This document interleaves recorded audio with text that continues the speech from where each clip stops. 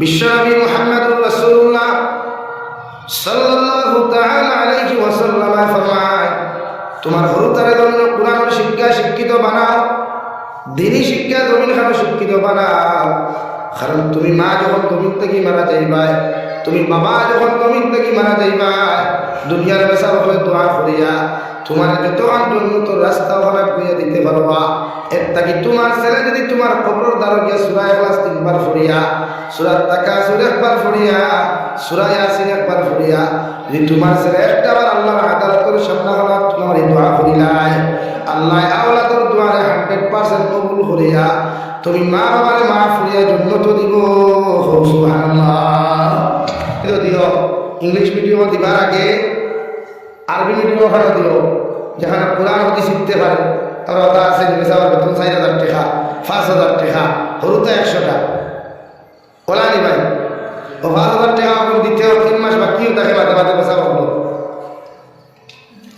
আর 5,000 আপনি দিয়া ফেলেন একটা বরকত, দুনিয়ার যত হারামি বরকত মেসাবার হবে আর কোনো হারাম। একটা স্কুলও কেজি 1 একটা স্টুডেন্টসে অ্যাডমিশন দিলে নিম্নে 2,000 টাকা অ্যাডমিশন ফি ওলা নেবেন, আর মান্থলি ফি নিম্নে 500 টাকা। এক ঘর থেকে 60টা উত্তর হয় 4 ভাষা কত ভাই 20, আর হেমনে 60 দুগুনি 8 নাই তো মাসও 2,000, আর এবার যদি 8,000 দেয় তার অ্যাডমিশন ফি প্রত্যেক মাসের এক ঘর থেকে 2,000 টাকা, ধরলাম 1,000। এই তুলনায় মসজিদের মেসার বেতন কত হইত? নিম্নে 15,000, নিম্নে 15,000। কিন্তু আমরা ইমামের বেতন কত পাই? এই মসজিদের মেসার বেতন কত? হ্যাঁ 8,000, বেশ হয়ে গেছে। আর 2,000 কমাই, হ্যাঁ 15,000 2,000 কিন্তু বেশ হয়ে গেছে, পুরা বেশ। ইমাম সাহেব আপনি 2,000 টাকা ঘুরে বেশ হয়। আমার তো সামান্য কমন সেন্স নাই। 1 কেজি চাউলের দাম 40 টাকা, 100 সুপারি লইলে 30 টাকা, 1 পাই ফান লইলে 50 টাকা, 1 কেজি মাছ সালানি লোকের লোকা 200 টাকা। আপনার হরুতার রান্না হয় মাছ খাইতো, মাংস খাইতো, মেসাবর রান্না হয় না। আর কোন না কেন আপনার বহুলা কি বালাগুলা খাইতো, হেতে কেউ বালাগুলা ধানে করে না। তাহলে আঙ্গুর ফুলার দামি দামি কাপড় দিব নে, আঙ্গুর ফুলা হিরো হুন্ডা হইতো, আর হুজুর ফুলা কি বিকাশ হইতো। তো হুজুর তো দিলে তামার না আছে, আঙ্গুর ফুলাটা হিরো হুন্ডা কেমন দেখা যায়। লাগে বেতন কমসে কম 15,000 দেয় বানাই, আস্তে আস্তে চেষ্টা কুয়া এক ইমামরে নিম্নে 15,000 কুয়া।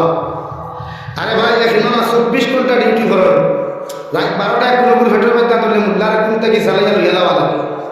আর মেসাবে ভু দিলা বেটির ফেটের মধ্যে তাবিজ তো না, চা তো নাই, মেসা বিয়ানে লাগাল ভাই কোনবেলা এই বিয়ান লাগার কিয়ামত পর্যন্ত কিন্তু আর আইতো না, আইবনি আর এর লাগে এই প্রযুক্তি অনুযায়ী একজন ইমামর নিম্নে বেতন 15,000, আর উঠে দিলে আলহামদুলিল্লাহ। এর লাগে আল্লাহ আমরা দিনের সহি সমুদ দান করুক, আল্লাহুম্মা আমিন। বিশ্বনবী মুহাম্মদুর রাসূলুল্লাহ সাল্লাল্লাহু তাআলা আলাইহি ওয়াসাল্লাম ফরমায়, তোমার হরুতারে জন্য কোরআনের শিক্ষা শিক্ষিত বানাও, দ্বীনি শিক্ষা জমিন খানো শিক্ষিত বানাও। কারণ তুমি মা যখন জমিন থেকে মারা যাইবাই, তুমি বাবা যখন জমিন থেকে মারা যাইবাই, দুনিয়ার বেসা বলে দোয়া করিয়া তোমার যত জন্য তো রাস্তা ওখানে কইয়া দিতে পারবা। এর তাকি তোমার ছেলে যদি তোমার কবর দ্বারা গিয়া সূরা ইখলাস 3 বার পড়িয়া, সূরা তাকাসুর 1 বার পড়িয়া, সূরা ইয়াসিন 1 বার পড়িয়া, যদি তোমার ছেলে একটা বার আল্লাহর আদালতের সামনে হলা তোমার এই দোয়া করিলাই, আল্লাহ আওলাদের দোয়ারে 100% কবুল করিয়া তুমি মা বাবারে মাফ করিয়া জান্নাত দিব। সুবহানাল্লাহ। বিশ্বনবী বলেন, এই জমিনের মধ্যে মা বাবার হক আওলাদের দোয়া কবুল, আওলাদের হক মা বাবার দোয়া 100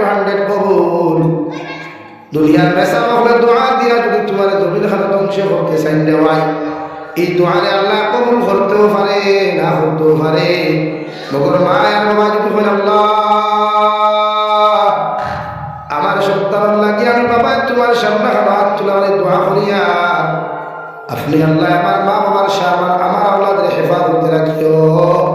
এই দোয়ারে আল্লাহ 100% কবুল করিয়া জমিন খারাপ তোমার সুরক্ষিত রাখবো। সুবহানাল্লাহ। বিশ্বনবী বলেন আওলাদে যখন মা বাবার লাগি দোয়া করি নাই, মা বাবা যদি জাহান্নামে তখন আওলাদে সাদাকাত করাইয়া আওলাদে কোরআনে কারীম তিলাওয়াত করিয়া এবং করাইয়া যদি মা বাবার উপর আল্লাহর কাছে দোয়া করি নাই, আল্লাহ আওলাদের দোয়ার কারণে মা বাবার জাহান্নাম থেকে উদ্ধার করিয়া আল্লাহ বিনা হিসাবে জান্নাত দে। সুবহানাল্লাহ। আমার দুস্থ হল আমার বুজুর্গ হল আমি আপনার সামনে পড়েছিলাম মহান আল্লাহ রাব্বুল ইজ্জতুল জালাল ওয়া কাদা রাব্বুকা আল্লা তা'বুদু ইল্লা ইয়্যাহু ওয়া বিল ওয়ালিদাইনি ইহসানা। রব্বুল ইজ্জতুল জালাল বলেন আমি আল্লাহর পক্ষ থেকে চূড়ান্ত পর্যায়ে ফয়সালা হইল, আমি আল্লাহর পক্ষ থেকে চূড়ান্ত পর্যায়ে রায় হলো তোমরা আমি আল্লাহর ইবাদতের বাদে দাসত্ব করার বাদে তোমরা তোমাদের মা বাবার লগে জমিন খানে ভালো ব্যবহার করিও। সুবহানাল্লাহ। তোমাদের মা বাবার লগে ভালো ব্যবহার করিও, তোমাদের মা বাবার লগে নরম ব্যবহার করতে জমিন করিও। কারণ তোমরা যখন জমিন খানে ছিলাই, তুমি যখন জমিন না বালিক ছিলা, না বালিক থেকে বালিক হইলাই, কত আঞ্চল করছো, কত দুষ্টামি জমিন খানে তুমি করছো। তোমার মারে বাবারে জমিন খানে কত বদুয়া তুমি জমিন দিছ, কত মানুষ দিয়া তোমার মারে গায়ে খাবানি লাইছো, বাবারে গায়ে খাবানি লাইছো। আমি নবী মুহাম্মদুর রাসূলুল্লাহ সাল্লাল্লাহু তাআলা আলাইহি ওয়াসাল্লাম আল্লাহ যে কালামুল্লাহ শরীফ দ্বারা দিন করলা ও কালামুল্লাহ মধ্যে ওয়াকাদা রাব্বুকা আল্লা তা'বুদু ইল্লা ইয়্যাহু ওয়া বিল ওয়ালিদাইনি ইহসানা। তোমরা আমার ইবাদতের বাদে আমার আল্লাহর ইবাদত আমার আল্লাহর দাসত্ব আদায় করার বাদে তোমরা তোমাদের মা বাবার লগে ওলা নরম ব্যবহার করতে জমিন করিও।